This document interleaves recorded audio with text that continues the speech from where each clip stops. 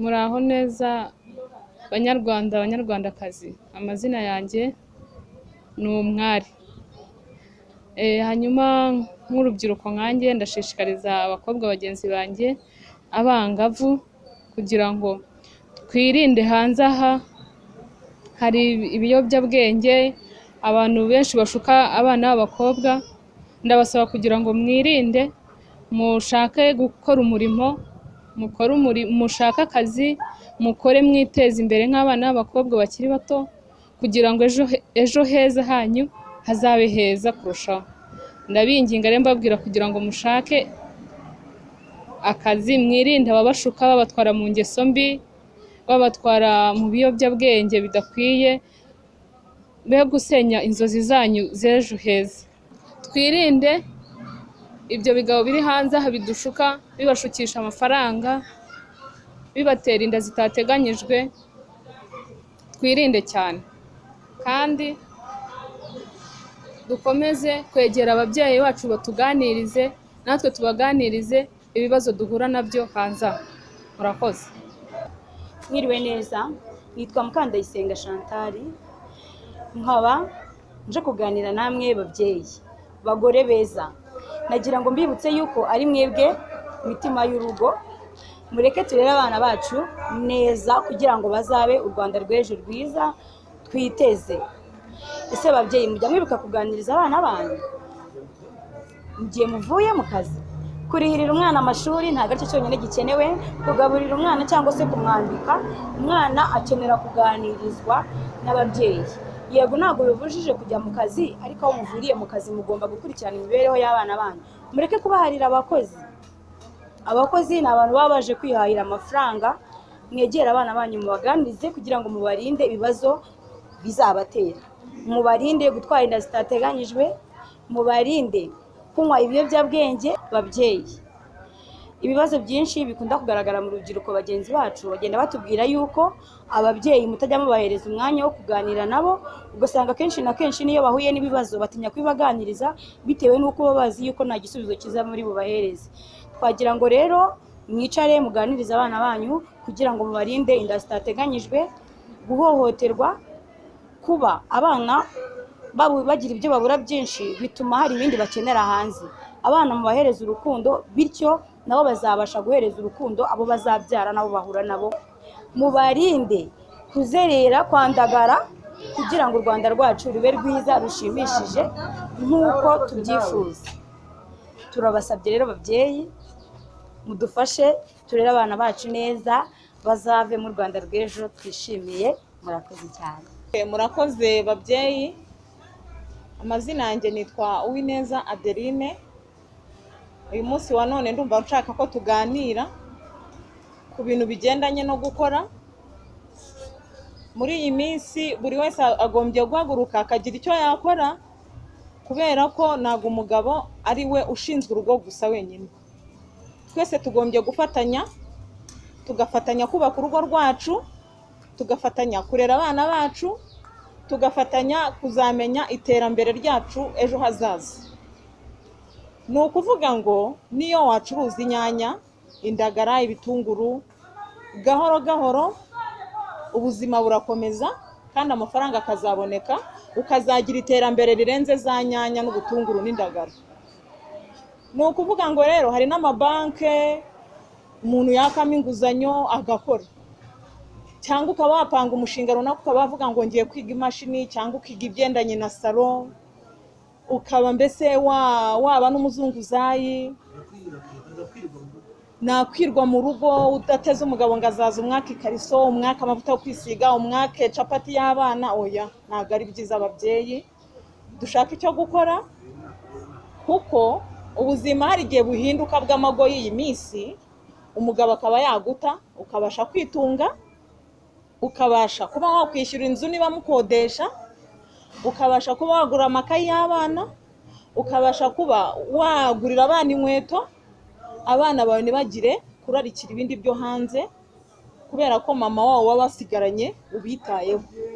Na wa mugabo akazajya akurura amateka yawe akumva neza ko utabayeho nabi kubera ko hari icyo ukora. Nta n'umuntu uzagusuzugura ngavuge ngo uriya mugore runaka ubwo umugabo yamutaye reka ngende mwinjirire kubera ko umugabo yamutaye muha amafaranga. Hanze hari indwara nyinshi, sida, kubyara amada, gutwara inda mu bandi bana, ugasanga ubyaye abana badahuje umugabo, ugasanga birebetse nabi mu muryango, n'abana bawe bakazagira urukundo ruke na wa mwana wabyaye ahandi. Iyo ukora rero nta muntu ugusuzugura, wisiga amavuta wiguriye, ukambara urukweto wiguriye, ugakenyera igitenge uko ubyumva. Kandi babyeyi tugire kunyurwa n'ibyo dufite, abana bacu tubigishe kubaho mu buzima barimo, kandi tubigishe no gukora. Abagejeje igihe cyo kumenya kuba bakora, twere gutega ibyo hanze, natwe twishakira ubuzima. Ubwo ngubwo niyo nama nabagezagaho. Murakoze. Muraho, amazina ni Habineza Theoneste, nkabanuye muri Kabarore, hano umurenge wa Kabarore mu gasantere kaho, aho hafi aho kuri MTN. Iyo wahageze ubajije kwa Habineza bahita bahakwereka. Kugira ngo mbabwire yuko ibiyobyabwenge atari ikintu cyiza, ari nayo mpamvu tugomba kubireka tukayoboka inzira igana umurimo. Kuko umuntu ufite akazi, umuntu ufite ibyo ahugiyemo, ntabwo abona umwanya wo kujya mu biyobyabwenge. Noneho umuntu udafite ikintu akora n'umuntu ufite umwanya wo gupfa ubusa, niho abonera wa mwanya wo kujya mu biyobyabwenge. Niyo mpamvu nabakanguriraga kugana inzira y'umurimo. Buri muntu agashaka icyo akora. Dufite amaboko, dufite amaguru, dufite umutwe urimo n'ubwenge. Ntabwo ari ibyo bintu byose, ni umutungo Imana yaduhaye. Ntabwo twagapfushije ubusa impano ziba muri twebwe. Umuntu nta kintu atakora kugira ngo abe ahuze kandi akagira n'ikintu yinjiza mu buzima bwe, aho kugira ngo abone umwanya wo kujya mu biyobyabwenge. Kuko umuntu ugiye mu biyobyabwenge, ibiyobyabwenge havamo ingaruka nyinshi. Urumva umuntu wamaze kuyoba ubwenge, biroroshye gukora ibyaha nawe ubwo atabiteganyije, biroroshye gufata ku ngufu, biroroshye kurwana, biroroshye gusuzugura ababyeyi n'abandi bantu bose muturanye, kubera yuko bamaze kuyoba ubwenge. Ari nayo mpamvu mukangurira kubireka. Koko nuguma kubyishinga, ejo bundi uzasanga bagufunze kubera izo ngeso mbi, kandi wabitewe n'ibiyobyabwenge, kandi wari umuhungu mwiza, wari n'umukobwa mwiza. First of all, it's your boy Seth Lenzo, CEO wa Kabasi TV show. So kuri inshuro tugiye kuganira ku bagabo. Abagabo mwubatse ingo, peni byinshi mukora, izao mukwishyura abana ishuri, mukishyura amazu abakodesha, cyangwa se mukanahaha. Gusa hari inshingano zimwe mujya mwirengagiza nk'abagabo b'urugo. Ubundi ufite urugo niwe mutwe w'urugo. Umugore akaza ari umwunganizi wawe mu bijyanye n'akazi ko mukora, cyangwa mu rugo, cyangwa se mu mibereho yanyu ya hato na hato. Gusa abagabo cyo mbabwira ni kimwe cyonyine. Inshingano ya mbere mujya mwibagirwa gukora ni imwe: kuza ukabaza situation zo mu rugo ukuntu zimeze. Hari abagabo bamwe murera abana baba barumuna banyu cyangwa babakuru banyu, ugasanga n'abana batandukanye, ariko nanone ari wowe bashinzwe. Ukahaha gusa ugashyiraho, ukumva ko byose wabirangije. So please, abagabo mugomba kujya mubaza situation zo mu rugo ukuntu zimeze. Ese niki cyapfuye? Ese umugore ukuntu yita ku bana birahagije? Cyangwa nawe nta mwanya babonera yirwa muri za filime? Abagore murabazi ko akenshi tubasiga mu rugo bakigira mu baturanyi bagakora ibiganiro, ugasanga babaye abanyamakuru batishyurwa. Ugasanga guteka yatetse saa 8, abana bari kuva ku ishuri saa 6, bakanywa igikoma bagasubira kandi ibyo kurya bihari. So niba uri umugabo mu rugo, ugomba kumenya inshingano z'urugo rwawe ukuntu zigenda, ukaza ukabaza amakuru. Ese bimeze bite? Umwana gutya na gutya, ukamuganiriza umwana ukamwitaho. Ikindi ku bagore, abagabo cyane cyane muterana abagore, ukaza ngo ndarushye. Please, kuruha kwawe ndabizi ko wagiye gukorera urugo, ariko umugore ntabwo yumvira ngo abyumve neza mu matwi ye. Kuva ku wa mbere kugeza ku wa gatanu ngo nandi muri meeting, yaguhamagara gatashaka gusubiza ku mpamvu z'urukundo, cyangwa nk'umugabo we mubana mu rugo ngo sheri ngo uretse ngo bukanya turaza kuvugana. Mukanya hakaba mukanya cyumweru kigashira, ugataha muri weekend, katuvuga ukorera i Musanze, umugore wamusize mu Mutara. Urumva ugezeyo ntumuhaye umwanya. Niyo mpamvu abagore akenshi na kenshi usanga ari kuvuga nabi mu mago, ingo zikajyana aho zisenyuka. Bitewe n'iki? N'ubwumvikane buke, kuko nta mwanya yamuboneyeho kumukora icyo kumuvugisha mu gihe utari uhari. N'igihe uhageze ukaza uri gutongana ibintu bitandukanye kandi bitari ngombwa. So please, abagabo mu rugo, kubaka urugo si uguhaha gusa, si ugurekura amafaranga wumve ko bihagije. Oya, hari inshingano zimwe tugomba gukora nk'abagabo ku bagore bacu twakuye cyangwa twakunze tubana nabo. please niba ufite umugore mu rugo muganirize, umwana umuganirize, taha hakiri kare wa mugabo. Uvuye ku kazi, akazi kawe karangira saa 2, ugeze mu rugo saa 8, wari uri mu kabari. Yego mu kabari sinkubwiye ngo ntujyeyo, ariko menya ko hari inshingano zo mu rugo ugomba kujya ushyira ku murongo.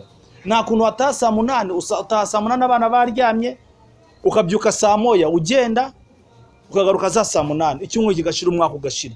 Mu by'ukuri rwa ufite umugore wihangana, ibyo binazabyihanganira kugeza ryari? Wa mugabo, hari ibibazo byinshi tuyaduteza mu mago yacu, ugasanga uri umugabo ariko ntabwo uzi kuvuga neza. Uwo mugore ushaka kuba utaramukoye cyangwa waramukoye, cyangwa se uwo mugore ukaba ubana nawe ku buryo ki ari wowe ufite amafaranga, ari wowe ushinzwe buri kimwe, kuko we nta kazi agira, wenda nta mafaranga agira, ukamufata nk'imbohe. Ntabwo ari inka yo mu rugo, ntabwo ari itungo ryawe, ni umwana w'abandi. Niba wamuzanye kubaka urugo, ntabwo wamaze kumucunaguza. Please gerageza ganira n'umugore wawe neza, aho ubona bitagenze neza gerageza uce bugufi, kuko abagore bagira umucinya mwinshi, kuko hari igihe bafata ikintu kidahari bakumva ko ari cyo gihari. Ariko wowe gerageza umusobanurire buhoro buhoro, utuje, umuganiriza amagambo meza y'urukundo, abone ko afite umugabo adafite iki sebuja. Please abagore mwabahinduye nk'abakozi, abagabo mwisubireho please. Abagore mubahereza agaciro kabo, ganira nawe utuje, nabyo gusakuriza hejuru ngo wakigore we, ngo ngiye ngo n'ubundi ngiyo ndebye ngo mbona ngo ntabwo ibyo ari ngombwa. Mu gihe uzi guteganya kubaka nawe ubuzima bwawe busigaye ku isi uzabana n'uwo mugore, gerageza umuganirize neza, umenye inshingano z'urugo ukuntu zigenda. Nayo amatelefone ashaka kuguhamagara kenshi uri mu kazi, wenda ukaba udashoboye kumuvugisha, ariko mu gihe ubonye akanya uvuye nko mu kazi, hamagara umugore wawe niwe wasize mu rugo, niwe ugufurira, niwe ugutekera, niwe uzi kumenya ibikunezeza, niwe uzakubyarira abana cyangwa yakubyariye n'abana, niwe muntu mubana mu nzu, niwe murana ku buriri bumwe, ni umugore wawe. Muhereza agaciro kandi umuhereze care, apana ibyo kujya mu bubari buri munsi. Akabari nushaka kujya kikajyamo, ariko uvuge ati umugore wanjye njyamuganiza muri aya magambo, muri ubu buryo, umuturisha umutima, apana guhora impamvu ngo nyinshi zisenyuka niyo ngiyo.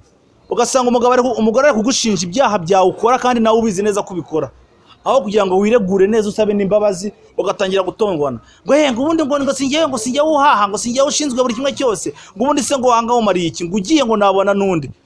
Shuti yanjye, umugore yagusiga mu nzu akagenda, ariko burya ntago wahindutse umwana, niwe buhindutse umwana. Kuko niyo bavuze gusenya urugo, ntago umugore asenya urugo, umugabo n'usenya urugo. So please twisubireho abagabo, tugire inshingano tumenya mu rugo, twite ku bana bacu. Abagore ntago ari abakozi bacu, ni abana twashatse kugira ngo baze dufatanye ubuzima bwacu dusigaranye. Nibo bamenye ibibazo byo mu rugo, mutuganirize neza, ntumukabukire, ntumumukere. Ntago ari umwana wawe, ntago mwakuranye, nta nubwo mwavukanye, nta nubwo mukurikirana.